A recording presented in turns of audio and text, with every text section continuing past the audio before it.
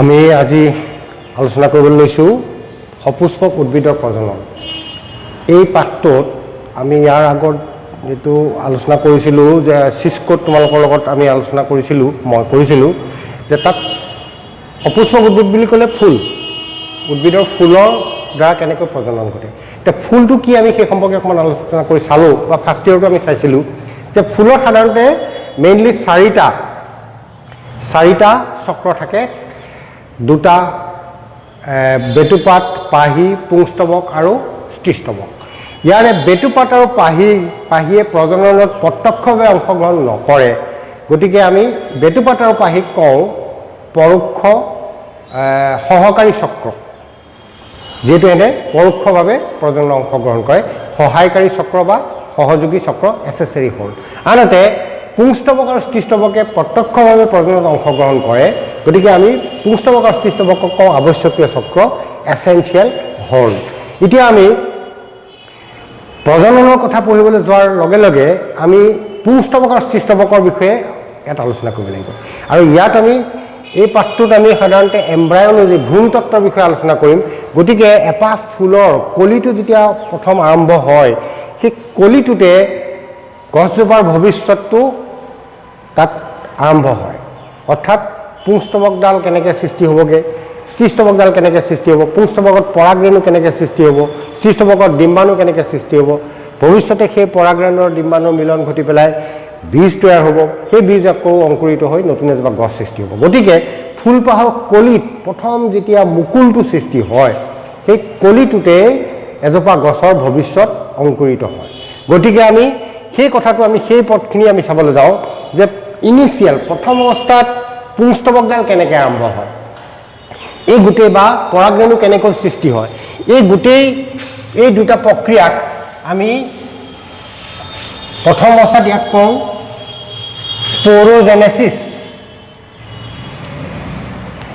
স্পোৰোজেনেচিছ,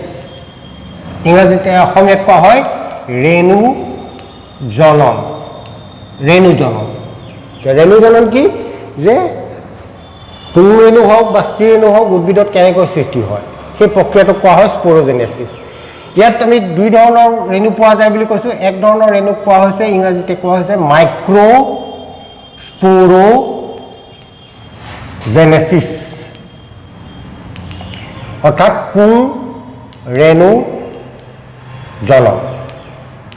পুংৰেণুজনন। পৰাগৰেণু কেনেকৈ সৃষ্টি হয় এই প্ৰক্ৰিয়াটোৰ দ্বাৰা আমি আলোচনা কৰিম। আনহাতে যেতিয়া আমি স্ত্ৰীৰেণুৰ কথা আলোচনা কৰিম, তেতিয়া এইখিনি ক্ষেত্ৰতে আমি নামটো ক'ম মেগাস্পোৰোজেনেচিছ। ইয়াত আমি সেইটোক ইংৰাজীতে অসমীয়াত ক'ম স্ত্ৰীৰেণুজনন। গতিকে আমি দুই ধৰণৰ স্পোৰোজেনেচিছ পাওঁ, এটা হৈছে মাইক্ৰ'স্পোৰোজেনেচিছ আৰু মেগাস্পোৰোজেনেচিছ বা পুংৰেণুজনন আৰু স্ত্ৰীৰেণুজনন। এতিয়া আমি প্ৰথমতে এক নম্বৰতে আমি আজি আলোচনা কৰোঁ মাইক্ৰ'স্পোৰোজেনেচিছ। এইটো এটা কুৱেশ্যন যে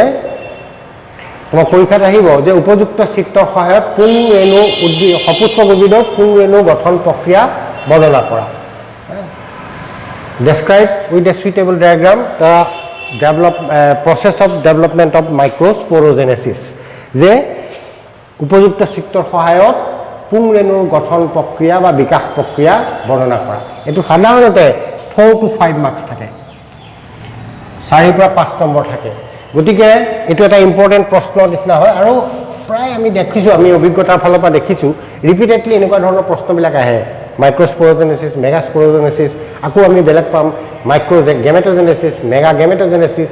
এনেধৰণৰ এই কুৱেশ্যন এম্ব্ৰায়লজি বা ভ্ৰূণতত্ত্ব সম্পৰ্কীয় যিখিনি কুৱেশ্যন আছে, সেই কুৱেশ্যনখিনি এটা মিনিমাম কুৱেশ্যন ৰিপিট কৰে এভৰি ফাইনেল এক্সামত। গতিকে আমি এইটো ইম্পৰ্টেণ্ট বস্তু। মই তোমালোকক এই সম্পৰ্কে নোট সম্পৰ্কে PDF দিম,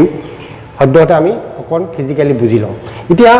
আমি প্ৰথম মাইক্ৰ'স্পোৰোজেনেচিছ বা পুংৰেণুৰ গঠন প্ৰক্ৰিয়া যদি আমি চাওঁ, ইয়াত আমি প্ৰথম ফুলৰ কলিতে পুংকেশৰডালৰ গঠন প্ৰক্ৰিয়াটো আৰম্ভ হয়।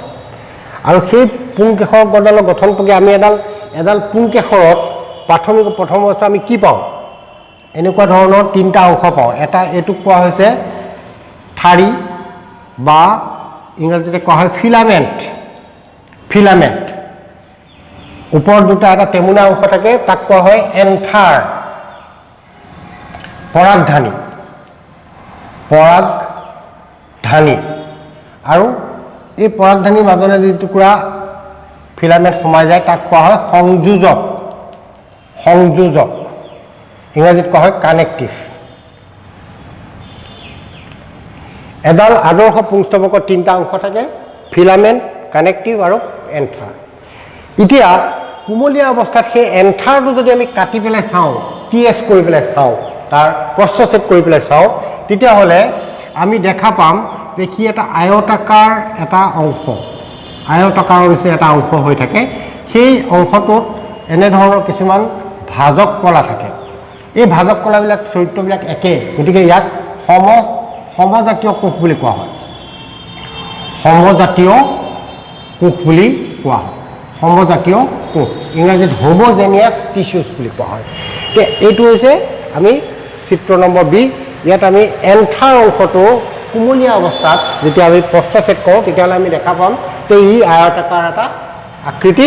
এই ইয়াত কিছুমান একেধৰণৰ কোষ থাকে এইবিলাক সাধাৰণতে ভাজক কলা চৰিত্ৰ গতিকে এই কোষবিলাকক আমি কওঁ সমজাতীয় কোষ পৰ্যায়ক্ৰমে সেই আয়তাকাৰ কোষটো আয়তাকাৰ আকৃতিটো লাহে লাহে চাৰিটা খলপাযুক্ত হয় অৰ্থাৎ 4 lobed ষ্ট্ৰাকচাৰ এটা হয় এই 4 lobed ষ্ট্ৰাকচাৰটোত এতিয়া ওপৰত এটা এশাৰী এপিডাৰ্মেল টিস্যু থাকে বা বহিস্থকীয় কোষ থাকে সেই বহিস্থকীয় কোষৰ তলৰ যিখিনি হাইপোডাৰ্মেল বা অধস্থকীয় কোষ এইখিনিক কোৱা হয় আৰ্কিস্পৰিয়েল চেল বা ৰেণুজনন প্ৰসূতক কোষ বুলি কোৱা হয় যে এই অধস্থকীয় কোষৰ এই চাৰিটা লবৰ প্ৰত্যেকটো লবৰ যিকোনো এটাকৈ কোষ প্ৰত্যেকটো খলপাৰ যিকোনো এটা কোষ বাকীবিলাক অন্যান্য বাকী কোষবিলাকতকৈ আকাৰ আকৃতিত ডাঙৰ হয় সেই ডাঙৰ হোৱা আকাৰ আকৃতিত ডাঙৰ হোৱা কোষটোক কোৱা হয় আৰ্কিস্পৰিয়াম বুলি কোৱা হয় ইংৰাজীতে কোৱা হয় আৰ্কিস্পৰিয়াম ইংৰাজীতে অসমীয়াত কোৱা হয় প্ৰপসূতক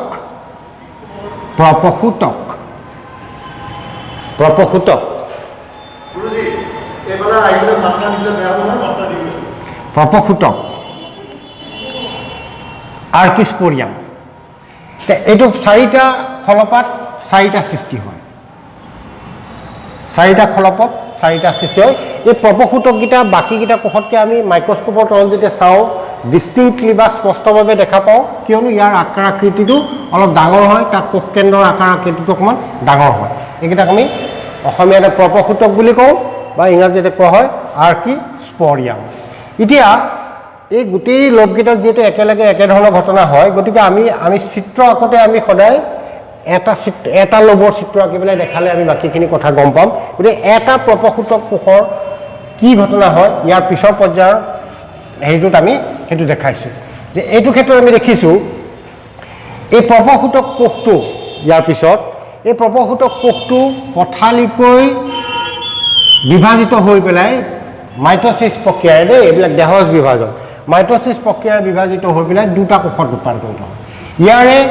বাহিৰৰ দিশে থকা কোষটোক আমি কওঁ প্ৰাথমিক বেৰ কোষ প্ৰাইমেৰী ৱাল চেল বুলি কওঁ আৰু ভিতৰৰ ফালে থকা কোষটোক কোৱা হয় প্ৰাথমিক ৰেণু জনন কোষ প্ৰাইমেৰী স্পোৰোজেনাছ চেল এইধৰণে দুটা কোষ তৈয়াৰ হয় মাইট'চিছ বিভাজন ঘটি পেলাই যে এটা কোষৰ ওপৰৰ কোষটোক সাধাৰণতে যিটো বাহিৰৰ দিশে থাকে সেই কোষটোক কোৱা হয় প্ৰাইমেৰী ৱাল চেল বা প্ৰাথমিক বেৰ কোষ আৰু ভিতৰৰ দিশে থকাটোক কোৱা হয় প্ৰাথমিক ৰেণুজনন কোষ বা প্ৰাইমেৰী স্পোৰোজেনাছ চেল এতিয়া আমি এই কোষকেইটাৰ বিভাজনকেইটা আমি চাম কেনেকৈ ইয়াৰ পৰা গৈ পেলাই পৰাগৰেণু পৰাগধানীত উৎপন্ন হয় এইখিনি চিত্ৰ আমি মোহাৰি দিছোঁ এতিয়া আমি এই পৰ্যায়টোত চাওঁ এই খলপাতৰ ভিতৰত এই প্ৰাথমিক বেৰকোষ বা প্ৰাথমিক স্পোৰোজেনাছ সেলটোৱে কেনেধৰণে পৰৱৰ্তী বিভাজনবিলাক ঘটায় এতিয়া এই ক্ষেত্ৰত আমি দেখিছোঁ যে প্ৰাথমিক যিটো ৰেণুজনন কোষ সেইটো ভিতৰত থাকে আৰু বাহিৰৰ প্ৰাথমিক বেৰকোষটোৱে কেইবাবাৰো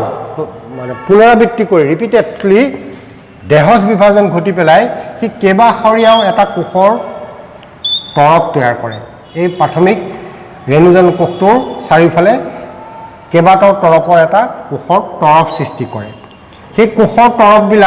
তৰপবিলাক সাধাৰণতে 3 পৰা 5টা তৰপ থাকে 3 পৰা 5টা তৰপ সাধাৰণতে থাকে আৰু একেবাৰে ভিতৰত যিটো তৰপ থাকে সেইটো অকণমান বিশেষ ধৰণৰ গঠনৰ হয় আৰু বাহিৰত থকা কোষবিলাকো তেনেকৈ এনেকৈ কেইবাটাও তৰপত সিহঁতে দেহজ বিভাজন ঘটি কোষ বিভাজন কৰি পেলাই এনেকৈ তৰপ বনায়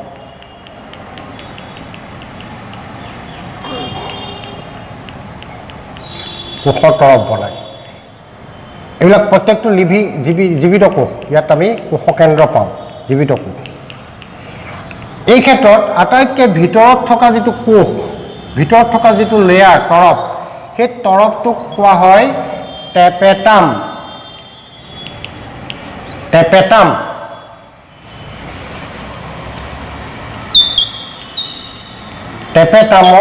টেপেটামে এই ৰেণুবিলাকৰ ইয়াৰ ভিতৰত যেতিয়া ৰেণুবিলাক গঠন হয় সেই ৰেণুবিলাকক খাদ্যৰ যোগান ধৰে এটা পুষ্টিদায়ী তৰপ বুলি কয় টেপেটাম আৰু বাহিৰৰ তৰপবিলাক পৰ্যায়ক্ৰমে মাজত থকাটোক মধ্যস্থক বুলি কয় এণ্ডোথেচিয়াম ইংৰাজীত কোৱা হয় এণ্ডোথেচিয়াম আৰু একেবাৰে বাহিৰত থকাটোক কোৱা হয় বহিস্থক এক্সোথেচিয়াম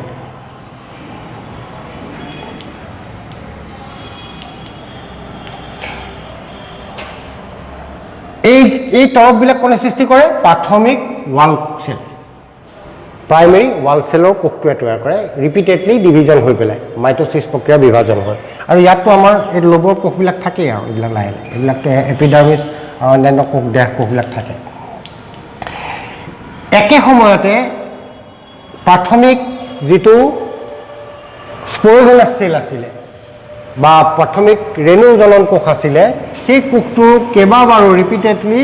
পথালিকে আৰু দীঘলীয়া বিভাজন ঘটি পেলাই সি অসংখ্য দুগুণীয়া কিছুমান কোষ ইয়াত তৈয়াৰ কৰে দুগুণীয়া কোষ তৈয়াৰ কৰে দুগুণীয়া মানে টয়চেন এই কোষবিলাকক কোৱা হয় মাইক্ৰস্পোৰ মাদাৰ সেল মাইক্ৰস্পোৰ মাদাৰ সেল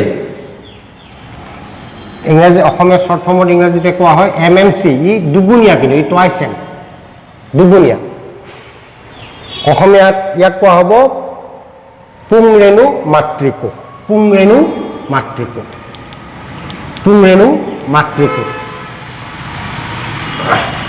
মাতৃকোষবিলাক দুগুণীয়া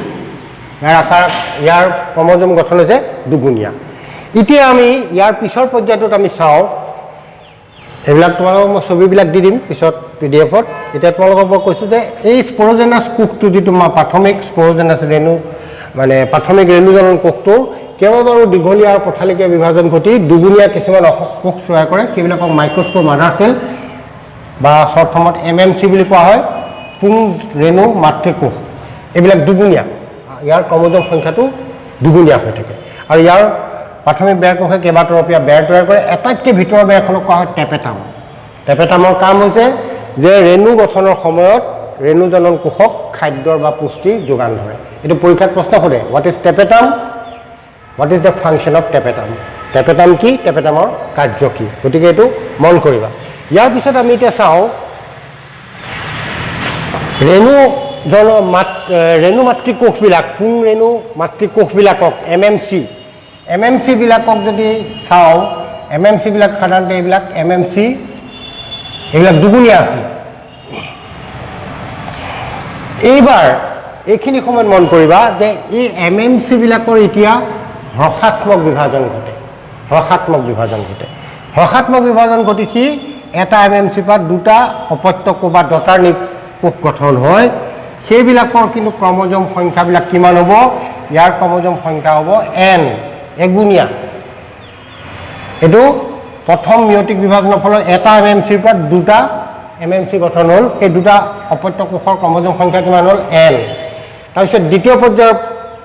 হ্ৰসাত্মক বিভাজন বা মিয়োসিছৰ ফলত প্ৰত্যেকটো আকৌ দুটাকৈ এগুণীয়া ৰেণু কোষ তৈয়াৰ কৰে এইবিলাকৰ ক্ৰমোজম সংখ্যা হৈছে n n n এগুণীয়া এইবিলাকক কোৱা হৈছে ৰেণু কোষ এই ৰেণু কোষবিলাককে ভৱিষ্যতে আমি গৈ পেলাই ইয়াৰ পৰা পৰাগ ৰেণু উৎপন্ন হয় পৰাগ ৰেণু এতিয়া আমি যদি চাওঁ যদি কওঁ যে এটা এমএমচিয়ে চাৰিটাকৈ পৰাগ ৰেণু উৎপন্ন কৰে এটা এমএমচিয়ে এটা পুংৰেণু মাতৃকোষৰ পৰা চাৰিটা পৰাগ ৰেণু উৎপন্ন হয়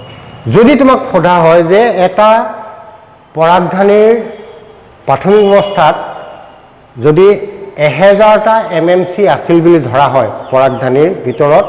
1000টা পুংৰেণু মাতৃকোষ আছিল বুলি ধৰা হয় তেতিয়াহ'লে সেই পৰাগধানীত পুংৰেণুৰ সংখ্যা কিমান হ'ব যদি এনেকুৱা প্ৰশ্ন কৰা হয় তোমাৰ উত্তৰটো কি হ'ব 1000 into 4 1000 into 4 অৰ্থাৎ এটাই চাৰিটা কৈ দিব অৰ্থাৎ 4000 পৰাগ ৰেণু তাত পলেন গ্ৰেইন উৎপন্ন হ'ব গতিকে এই ধৰণে আমি যে এটা হোমোজেনিয়াস টিস্যু বা সমজাতীয় কোষৰ পৰা কেনেকৈ গৈ গৈ গৈ গৈ প্ৰজননত এটা অন্যতম ভূমিকা পালন কৰা পুং ৰেণু কেনেকৈ উৎপন্ন হয় সেই কথাটো আমি ইয়াৰ বিভিন্ন পৰ্যায়ত আমি আজি দেখা পালোঁ ইয়াৰ পিছত আমি স্থিৰ ৰেণুৰ বিকাশৰ বিষয়ে অধ্যয়ন কৰিম স্থিৰ ৰেণুৰ বিকাশৰ বিষয়ে অধ্যয়ন কৰিম আজি আমি পুং ৰেণু বিকাশৰ কথা এতিয়া এটা পুৰঠ পৰাগ ৰেণুত ইয়াৰ পিছতো শেষ নহয় পৰাগধানীটোৰ পিছত সেই পুং ৰেণুবিলাক লাহে লাহে বিকাশ হয় হওঁতে প্ৰত্যেকটো পুং ৰেণুৰ বিপৰীত বাহিৰত এখন কাঁইটীয়া সাদৃশ এটা বেৰ তৈয়াৰ কৰে কাঁইটীয়া মানে আমাৰ কঁঠালৰ ওপৰখন যেনেকুৱা বা ধুতুৰা গুটিৰ বাহিৰখন যেনেকুৱা তেনেকুৱা ধৰণৰ কাঁইটীয়া বেৰ তৈয়াৰ হয় সেই বাহিৰৰ বেৰখনক কোৱা হয়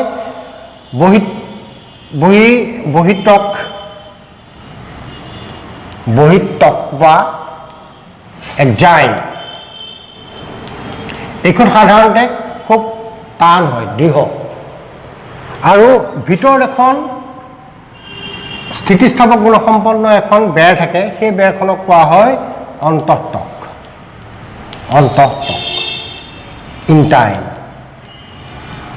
ইনটাইনখন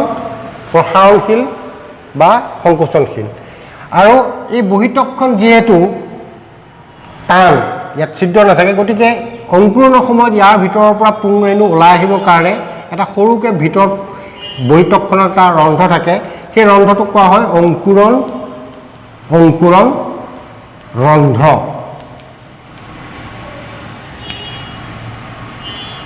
ইংৰাজীত কোৱা হয় জাৰ্ম পোৰ এই অৱস্থাতে পৰাগধানীৰ পৰা পৰাগ ৰেণুবোৰ বাহিৰলৈ ওলাই আহিব পাৰে পুৰঠ হয় গতিকে আমি এটা পুৰঠ পৰাগ ৰেণুত আমি তিনিখন আৱৰণ আমি দুটা আৱৰণ দেখা পাইছোঁ একজাইন আৰু ইনটাইন একজাইনত এটা সৰু ফুটা থাকে যিটোৰে ভৱিষ্যতে অংকুৰণ ঘটিব পাৰে পৰাগ ৰেণুটোৰ এইটো অংকুৰণ ৰন্ধ্ৰ বুলি কোৱা হয় এতিয়া আমি আজি